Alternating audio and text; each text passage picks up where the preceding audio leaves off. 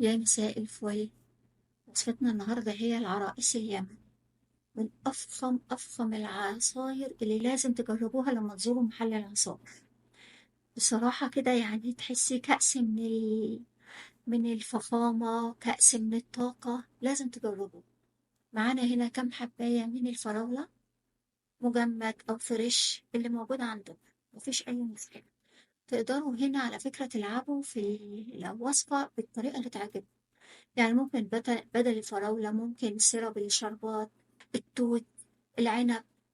تقدروا تعملوا الخطوات ديت بأي حاجة انتوا عايزين. أنا فضلت الفراولة، حطيت هنا مع كل كاسة ربع معلقة من السكر.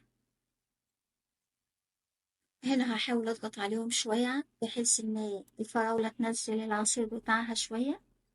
مش عايزينها تكون عصير قوي، يعني فيها شوية من القطع بالشكل اللي انتوا شايفينه.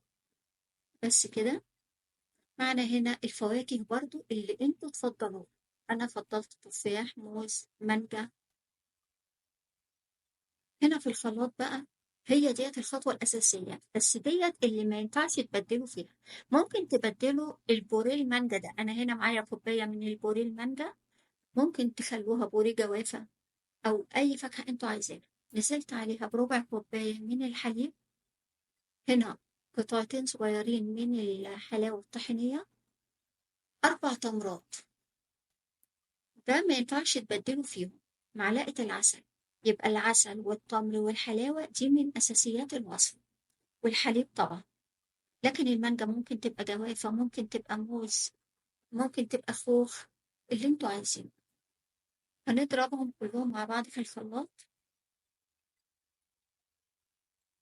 بس كده لغاية لما يبقى معانا قوام تقيل شوية كده. أنا بفضل إن هو يكون تقيل. في محلات العصائر بيبقى خفيف شوية، لو انتوا حبيتوا تخففوه ممكن تخففوه بشوية حليب زيادة. هنا بقى بنرص فوقيها التفاح المتقطع، الموز. ممكن تحطوا أي فواكه بقى انتوا عايزينها في المرحلة دي. بنرصها بقى بالشكل اللي انتوا عايزينه. بس كده بنحط بقى برضو المكسرات اللي انتوا عايزينها. أنا هنا حطيت لوز. طبعا اللوز يكون غير مملح. شوية زبيب كمان. شوية كاجو. يعني شوفوا اللي انتوا عايزينه حطوه. شوية جوز هند. بقول لكم مشروب من الطاقة. شوفوا ما شاء الله، من العسل والتمر والفواكه، مكسرات. حاجة فخمة على الآخر. بس وهنا اكتمل معانا الأمر.